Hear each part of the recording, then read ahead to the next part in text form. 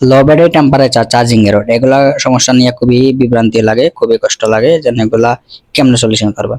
সেক্ষেত্রে আমি A to Z একেবারে এই ভিডিওর মাধ্যমে বলে দিব। আর অবশ্যই এই ভিডিও একটু লম্বা হবে, 2 থেকে 3 মিনিট হতে পারে।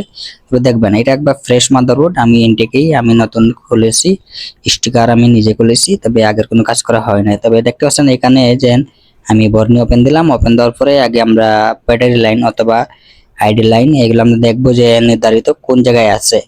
হুট করে তো সব প্রিন্ট খোলা যাবে না, তো হিসাবে আমি আগে জিআরএল গুলো চেক দিলাম। দেখতে পাচ্ছেন এখানে কোনো শর্ট নাই।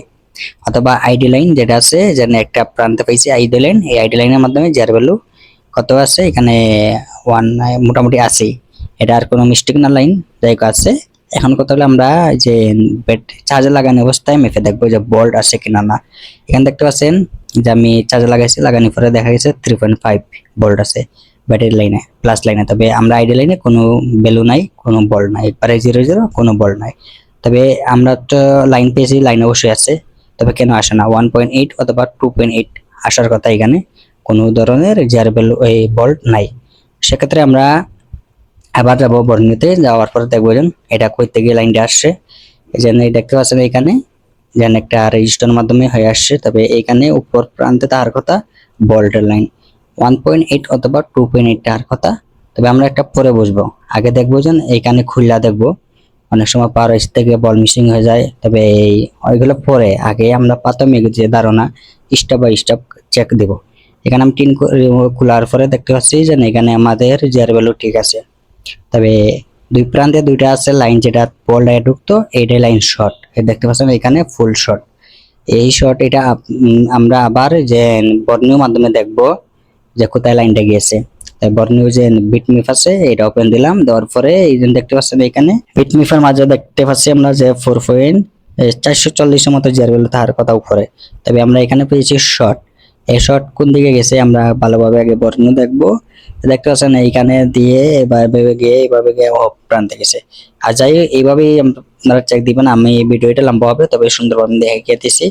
এখানে একটা ক্যাপাসিটর আছে সারপোকা, যেটাকে বলি আমি সারপোকা, এখানে একটা আছে, আর কোনো লাইনের নাই। সেই হিসাবে আমরা আগে টার্গেট করব এটা। তবে টার্গেট করার আগে অবশ্যই আমরা চেক দিব, দেন আইডিয়ার উপরে কাজ করিয়া হবে না, কাজ করা লাগবে যে আপনি আগে বুঝতে হবে, না বুঝলে হবে না। এখানে যেহেতু আমরা একটা শর্ট পেয়েছি এই লাইনটা, তবে এইদিকে গিয়ে এইদিকে একটা ক্যাপাসিটর পেয়েছি। এই ক্যাপাসিটর আমরা একটু মোটামুটি একটা আইডিয়া ধরবো। তারপরে এর আগে ক্যামেরা চেক দিবেন। এখানে আমি রোজন থেরাপি দিব, রোজন থেরাপি দিয়ে দেখবো যেন আসলে কোথায় শর্ট আছে।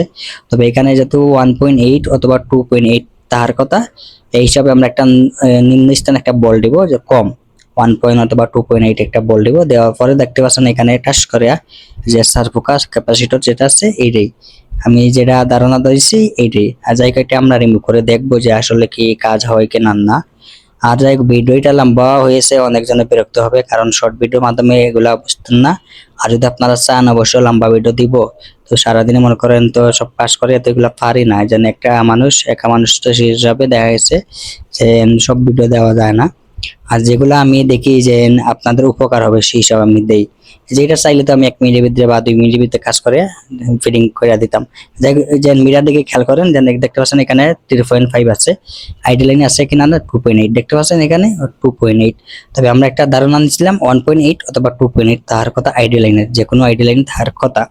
আর যাই হোক এখানে আমরা যেহেতু বল পেয়েছি, তাহলে তো আমাদের সলিউশন হওয়ার কথা আছে, আমরা চেক দিব। আর এগুলা কাজ আসলে এই লম্বা করে দিতে হয়, অনেক সময় দেখা গেছে 2 মোবাইল লাগে বা অথবা 2টা ক্যামেরা লাগে, এগুলো এত সময় নাই আমার। সেই হিসাবে আমি শর্টকাট বানাই। যাদের ভালো লাগে অবশ্যই দেখবেন, আর যাদের ভালো লাগবে না আর কিছু কারণ নাই। যতটুকু পারি আমি প্রতিদিন একটা বা 2টা ভিডিও দিব। তবে লম্বা ভিডিও যদি চান তা আমি A to Z একবারে বুঝিয়ে দিব। আর যাক দেখতে পাচ্ছেন কি সুন্দর আমাদের এক চান্সে কাজটা হয়ে গেল, কোনো ধরনের অপারেটিং করা লাগলো না। আর বুঝতে পারলে একেবারে ইজি, যদি নাও বুঝেন তাহলে ত্যাক্কারে। আর যাই হোক 60% চার্জ আছে, আমাদের এম্পের ভালো চান্সে। সবাই ভালো থাকবেন।